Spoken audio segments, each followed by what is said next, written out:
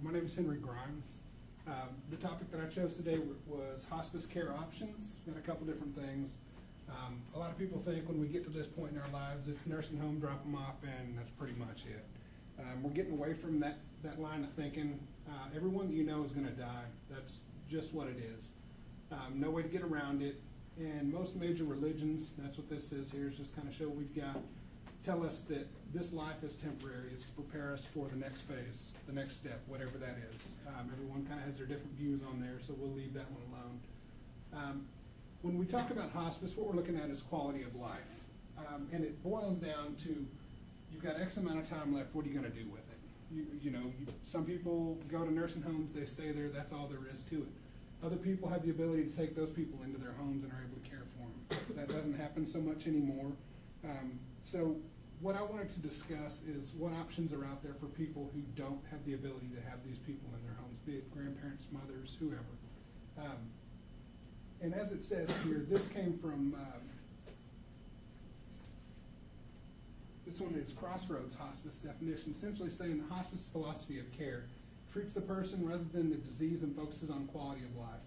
When it gets to a hospice diagnosis, that's it. That's all there is to it.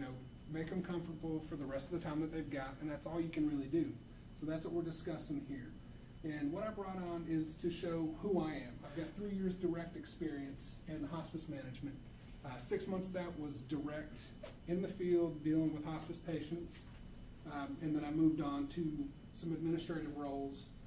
And it's kind of been a family business, the hospice industry has been. My mother owned a hospice company for a couple of years, and now own multiple hospice homes. So part of what we're talking about here, and some of the pictures are actually of her homes. So I kind of grew up with the industry. Okay, here's how you're supposed to take care of folks. So that's what we'll talk about. What we're looking at here is your typical nursing facility. This is on a busy intersection in a commercial district. This is a typical hospice home. This is one of the ones that my mom owns. What I wanted to show you guys here is we need to look at it from the eyes of the person that we're taking care of, okay? If we're sending someone in, their first response when they see this is the nursing home in the shows. This is the nursing home in the movies. This is just a normal house like any other. I mean, it doesn't look like anything different. Kids playing out in the yards, you've got people walking their dogs. It's just a normal thing, unlike this where you've got dumpsters and people smoking, and for someone who doesn't smoke, that's a problem for them. That's something that makes them uncomfortable. And again, commercial areas, very much a business field, large parking lots, dumpsters, smoking areas, this kind of thing. Whereas here, same thing, established neighborhoods. It's not a whole lot different from the homes that they're coming from. So it's not that culture shock that a lot of people think of when they talk about having to leave their homes. And again, kind of once you get inside, what's the feeling of it? The nursing homes is kind of the sterile, and that's not really the right word because it's not like a clean environment always. Sterile is more the feel of this isn't yours, it's borrowed, this kind of thing. One of the issues that I always had when I went to these facilities is there's no Texas regulation regarding to patient-staff ratios, so it's pretty much however many people they want to cram in there with the minimal amount of nursing staffing. That's always going to be a problem. So I looked up Arkansas, closest guys to us, to see what their state laws are. 40 to 1 during the day, 80 to 1 at night.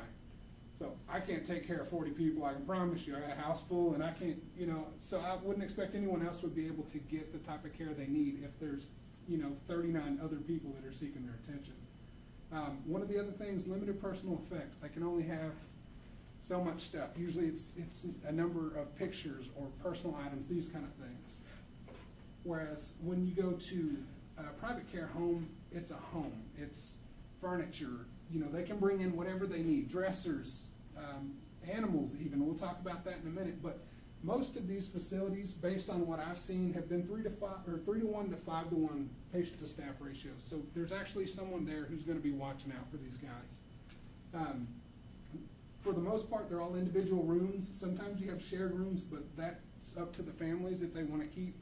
They allow partners to come in. Say if it's a husband and wife, one of them's on hospice, the other can move in with them if they want to kind of help them stay comfortable through these times.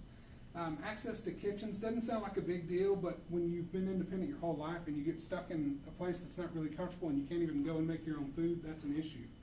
But like I said, they're able to decorate their rooms. They can do whatever they want. This was a living room when we bought this house. And a lady walked in and said that she liked it, so we enclosed it and made a bedroom for her, and she sits in front of that window constantly. So, you know, it's whatever you can do to make these people happy. Pet policy. Yeah, that's a llama. Those, you can't bring those. But anyways, a lot will allow them to bring their pets, small dogs, cats. The house that we just looked at, this one here, my grandpa, when he was on hospice, this was our private, or my parents' private home at the time. He stayed there, and he had some monster of a dog, like this big. But it was there. The patients loved it. Once he passed, it stayed there.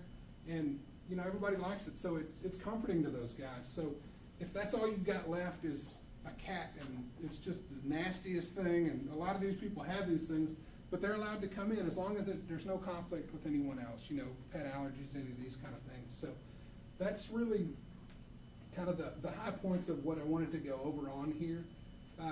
In conclusion, we've got a couple things that I wanted to go over as well. And it's mainly just showing you guys that there's an alternative to this. You know, this is what everyone thinks of, okay, when I get sick and my kids don't want to take care of me anymore, this is where I'm going. It's the same cost. It doesn't cost the family anymore for someone to go here versus a parking lot, okay? So we just want to kind of go over that, let you see that. Hospice, like we said, it's end of days, and it's not, at this point, it's not about quantity of life. We can't give them more days. We can give them better days. That's what the whole hospice industry is in for. It's no longer kind of that stigma that, okay, you go here and they give you a bunch of medicine and you pass. That's not the way it is anymore. We do, when I was working for the hospice company, we did ranger events, we did Wish for Wings, all kinds of stuff. I took one lady, she was 89. I took her and she met Nolan Ryan and all this other stuff, and she just had an absolute ball. But that's what it's about. Like I said, there are options to this. You know, you've got homes that these guys can go to and be comfortable. So I just wanted to kind of let you guys know that there are options out there. And if you have any questions about whatever type of facility, even this one, I know, like I said, this is my parents. I know everything that happens here, but check on them. There's agencies that you can check with the government to make sure there's no formal complaints. These type of things, when you walk through, see if there's cameras. There's cameras in every one of these rooms, I know, because I put them in there myself. So, you know, just make sure that the ability for your family to be watched is there, and it's not someone getting dumped in a hole and left there. Because you see a lot of that, not this facility in particular, this was just one of the ones that I've been to. But just make sure that if you do take your folks or whoever to any of these facilities, find out what it's about. Find out what the people are there for. You know, there's a lot of money to be made in this industry, but if you're doing it right, there's not as much as you would think. I mean, it costs a lot to keep up with this stuff. So just think about that. And again, the main thing is here, ask questions, talk to the appropriate medical board, find out what these people are about. Is it a money-making thing? Is that the only reason they're doing it? Or is it because they're, you know, they want to care for your family members? There'll be a huge difference when you walk in the door. So if you have the opportunity, before you have the need, check any of these places out. Walk in and just see what they're about. And that's all I've got for you today.